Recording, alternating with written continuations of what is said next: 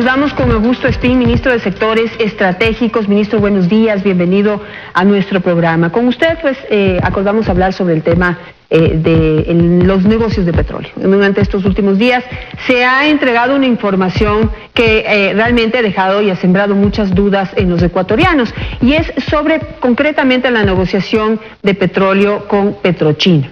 Y doy solamente un antecedente para iniciar la conversación. Cuando el gobierno nacional dijo que iba a hacer negocios directamente de gobierno a gobierno o de empresa estatal a empresa estatal, como es este caso, Petroecuador con Petrochina, supuestamente iban a eliminar los intermediarios, y de esa manera el Ecuador iba a evitar esos pagos de estos intermediarios e iba a ganar más dinero por la venta de cada barril de petróleo. Sin embargo, en la práctica estamos viendo que se han presentado documentos, transacciones, facturas, mails, en donde se evidencia que el señor Enrique Cadena fue el intermediario de la venta de petróleo entre el Ecuador y Petrochina. ¿Qué pasó?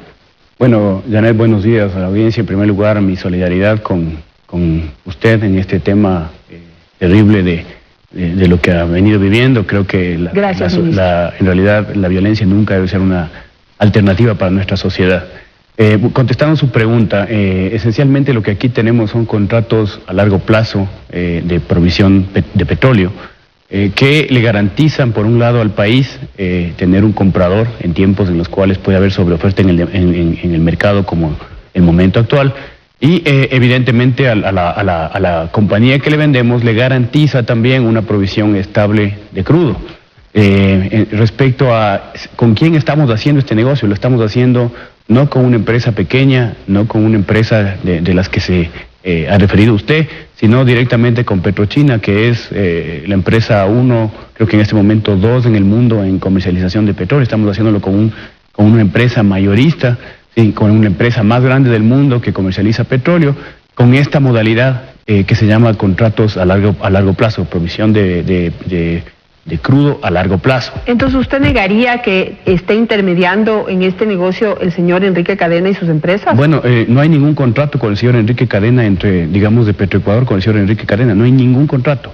Lo que hay que entender es cómo se hace este negocio. Este negocio se lo hace off, se vende en el puerto de Balao. Entonces, esa es la modalidad en la cual se está vendiendo el crudo.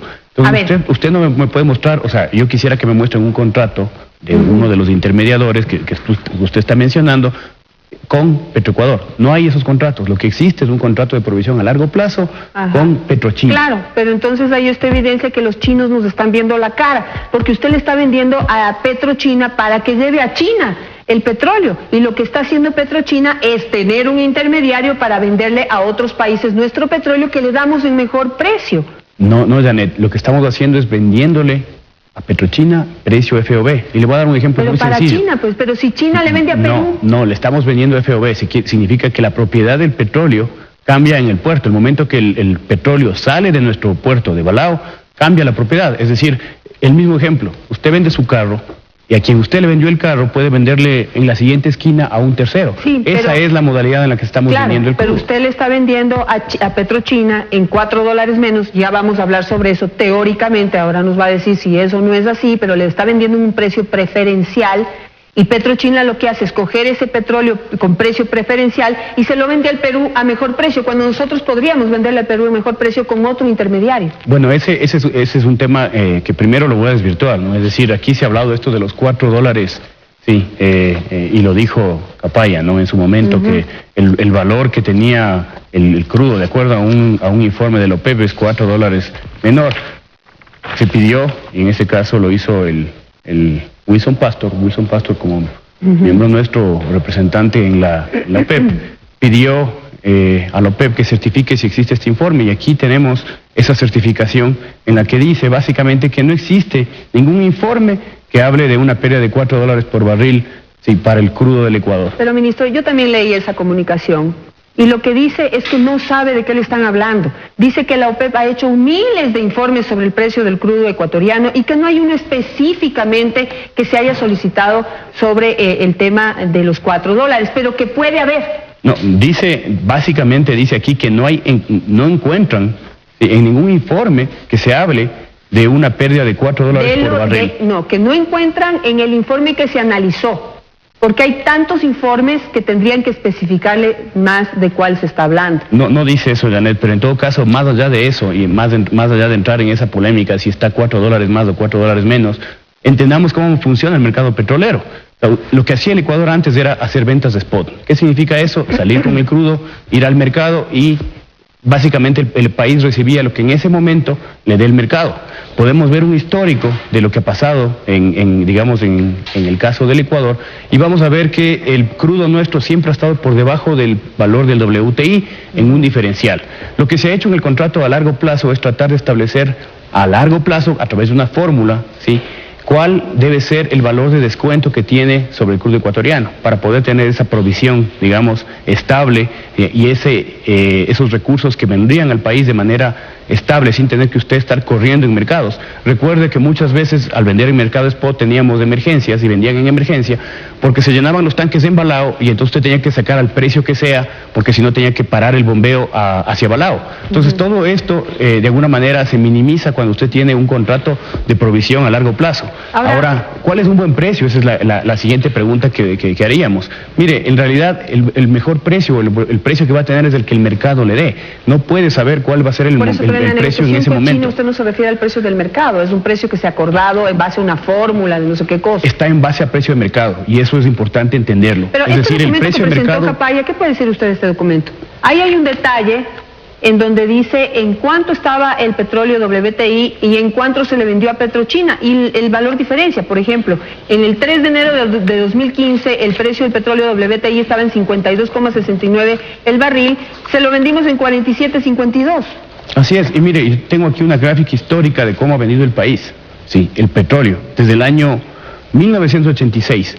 La línea azul es el precio del WTI, la línea roja es el precio del crudo oriente, siempre ha estado por debajo del WTI, y aquí están en las barras los diferenciales que hemos tenido. Han variado de acuerdo a qué, de acuerdo al mercado. Es decir, en realidad aquí no hay una fórmula mágica, sino el mercado, lo que va a pagar el mercado. Mira aquí incluso lo que ocurre, una discontinuidad en este mismo gráfico.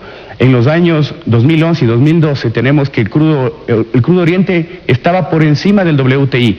¿Por qué? Porque no había suficiente oferta en el mercado norteamericano por un problema de oleoductos en la zona de Oklahoma, en el centro de los estados. Llegó a pagar más por el crudo oriente, pero son temas de mercado. Entonces lo que se ha hecho aquí es buscar una fórmula en base a marcadores internacionales, en base a WTI, en base a un marcador que se llama ASIC, que es un marcador de varios crudos de la costa oeste, crudos que se parecen más al crudo ecuatoriano, un diferencial por la calidad del crudo. Recuerde que el crudo no tiene valor sino los productos que puede sacar de ese crudo, y adicionalmente ahí se ha hecho un tema de localización, que es donde surge una polémica, sí, que ha planteado precisamente Fernando Villavicencio en algún momento, que decía que el crudo debe ser, el valor del flete tiene que ser el valor de Aframax o el valor de Panamax. En realidad esto es, se está usando un indicador, sí, de una asociación que se llama ASBA, de Asociación de Brokers de Buques, sí, que es un indicador internacional de cuál es el precio de flete. No estamos diciendo que ese es el flete que pagamos como ecuatorianos, estamos diciendo que ese es un indicador que nos sirve para localizar el crudo y hacerle equivalente al crudo que estamos teniendo en el mercado norteamericano. Entonces, estamos realmente teniendo un indicador en base a precios de mercado, sí, por cada contrato. Quisiera hacerle una última pregunta por cuestión de tiempo, y voy al grano porque no tengo tiempo para explicarlo, pero mire, ¿por qué no le han pagado a Schlumberger? Supuestamente hicieron un super negocio con Schlumberger, consiguieron $1.000 millones de adelanto, y ahora resulta que nos han reportado ante las autoridades internacionales por estar ya casi sobrepasando el nivel de deudas que podemos tener con una empresa de servicios petroleros que negocia en la bolsa de Nueva York. ¿Por qué no le hemos pagado y cuánto le debemos? ¿1.800 millones de dólares? Bueno, no llega la deuda a ese valor. Que yo sepa, la deuda está alrededor de los $1.000 millones. Efectivamente es un tema de flujos, ¿no? Es decir, aquí, dada la contracción que hubo en el mercado petrolero, lo que ha pasado también es que los proveedores de servicio han bajado los precios. Es decir, aquí también hay que entender esto, la dinámica del mercado es de esa. El barril cuesta más, extraer un barril de petróleo cuesta más. Cayó el precio del petróleo y evidentemente se contrajo el mercado petrolero. Esto ha restringido el flujo nuestro, ¿sí?, para pagar por servicios petroleros. Pero ¿y ahora qué van a hacer si ya están pasando el 12% que se permite? No, estamos reestructurándolo, Janet. ¿Pero para cuándo? No, ya está hecho. De hecho, ya se cerró una negociación. Y eso nos deja muy mal como país y como empresa. En las semanas pasadas se cerró precisamente una negociación con el Schlumberger sobre este tema específico, y yo creo que también estamos iniciando una negociación con ellos sobre los precios que estamos pagando y los campos que ellos tienen, que es un tema que también tenemos que hacerlo, y estamos iniciando ese tema. Ahora, ojo, el ministro Rivera dijo que tenía a todos los proveedores al día. Mentira comprobada. Y una última pregunta que le quiero hacer, ya me prendieron la música, pero cuando ustedes hicieron el negocio con el Schlumberger para el campo Auca, dijeron que iban a tener 1.000 millones de adelanto para reinvertir en el sector petrolero, para reinvertir en el mismo campo Auca para poder mejorar la producción petrolera. Y lo que hicieron es coger ese dinero y ponerlo en el presupuesto general del Estado y mandarlo al gasto. A ver, Janet, aquí hay dos cosas que hay que diferenciar. Una es el derecho contractual, que es un adelanto que le hace la petrolera, ¿sí? Y la otra es los gastos de CAPEX, que son las inversiones que tienen que hacer para asegurar la operación del campo. La operación del campo, por esta inversión, el CAPEX que tienen que poner ellos para que el campo produzca, está asegurada. Es parte también de la negociación. Es decir, eso no va a afectar la producción del campo de ninguna manera. Lo que se hizo aquí es tener un adelanto, ¿sí?, sobre o un derecho contractual para que ellos accedan al campo. Pero eso iban a invertir igual en la producción petrolera. Se ha invertido en el sector inversiones en el sector petrolero. Es decir, se ha reinvertido esto en el sector petrolero, sí, y eso es un tema que también deberá responder finanzas, ¿no? Recuerde que nosotros no manejamos cómo se usa el dinero. Perfecto, muchísimas gracias, ministro Augusto Espín, por estar esta mañana con nosotros. A ustedes también muchísimas gracias, que tengan un muy buen día. Momento de reflexión, no quiero irme sin dar ese mensaje. Momento de reflexión en el que entramos en este momento los ecuatorianos. El domingo tenemos las elecciones. Simplemente recordarles que la responsabilidad es absolutamente de todos. No dejemos que otros decidan y voten por nosotros. Solo eso, mucha reflexión y a votar el domingo. Que tengan un buen día.